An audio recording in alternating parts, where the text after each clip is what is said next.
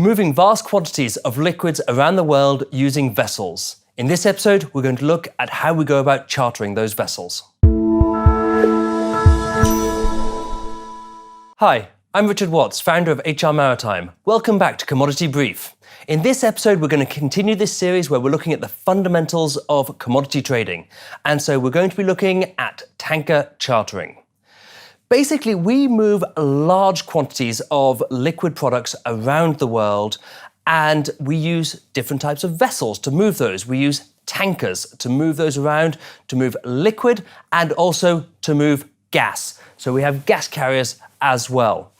So basically, when we're looking at this subject, it's important to say, why are we actually chartering? We're chartering because we need to have a contractual relationship between the charterer, often the owner of the cargo, and the ship owner. And so we will go out and we will approach the market and we will charter a vessel.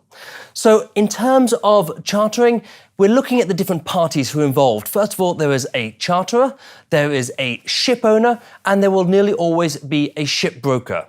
Now, in tanker chartering, there is normally one ship broker in between the owner and the charterer, and they will be doing a lot of the work during the chartering process.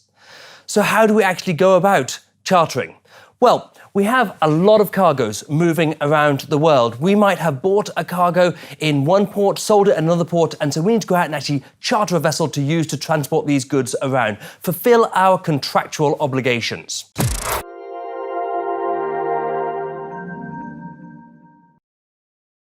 And so we go through a number of stages. We'll start off at the beginning and we'll say, what is the commodity I need to move around? What kind of liquid? What type of gas? Is it a clean product? Is it a dirty product? So that I know what type of vessel I'm looking for. I look at all of my requirements. What do I actually need? Once I've figured out what I need, then I will approach my broker. Now, depending on the size of the company, depending on how many vessels I charter on a weekly basis, I might only have one broker that I deal with very, very regularly and I know very well, and we have a lot of trust in between us. Or if I charter a lot of vessels on a regular basis, then I might have a panel of brokers. And so these are different brokers that I use on a regular basis in order for me to have more access to the market. So those brokers are then going to go and see what vessels are available. They're going to contact a lot of the different ship owners that they know on the market, and they are going to go through their databases to see the available vessels, and they're going to come back with some of the best candidates. And so basically we're going to cut out a lot of the vessels which are too big. They have the last cargo doesn't work because it would contaminate our future cargo. Or maybe there's a problem with the flag, maybe the class, maybe the P&I. There are multiple reasons why we wouldn't accept a vessel. And then we come down to what we consider to be the best choice. This is not the cheapest. This is not the best vessel on the market.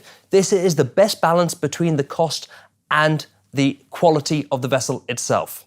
So then we're going to move on to the next step. We're going to make a firm offer to the ship owner, and we're going to detail to the ship owner all the different terms of the contract that we are willing to be linked. And so basically we'll go through saying, I want your vessel to arrive within these dates. I want this load port. I want this discharge port or range of discharging ports.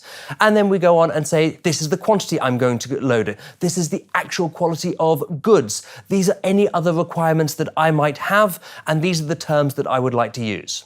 And then we have some back and forth, some negotiations with the owner. And so they will come back with their counteroffer. We'll come back with ours.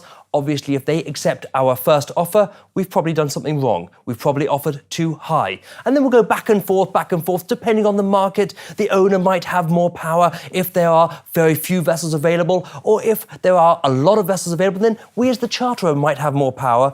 But this is just purely supply and demand. So we go back and forth until we come to an agreement on all the different points. It's at this point that we put the vessel on subs. This is short for subject to. So this is often subject to the shipper's approval, subject to the buyer's approval, and many other things. But this is essentially a period of time that the charterer has to decide whether to take the vessel or not. Essentially, they have this option. At this time, they will also be having the vessel accepted under their insurance policy with the loading terminal, with the discharging terminal, and making sure that there will not be any issues with the vessel. And this period of time can be anything from a couple of minutes, an hour, up to a couple of days, depending on the market. And by the end of that period of time, the charterer needs to come back and say, we confirm the fixture. They will say, we lift the subjects on this vessel. At that point, they have a fully binding, legally binding contract. And so basically, those are the stages involved. At the end of all that, you'll have some documentation. In the tanker market, you have what is called a recap, and that's basically a recap of all the terms that have been agreed. We don't tend to then go to the step of issuing a charter party, but it can be issued if we need it for any kind of legal reason.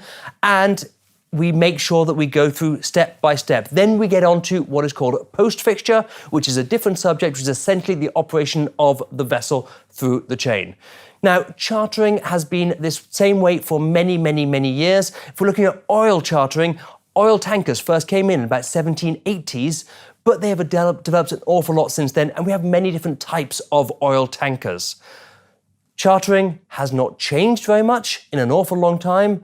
The idea is still to have this direct contact through a broker between the ship owner and the charterer and to negotiate the terms.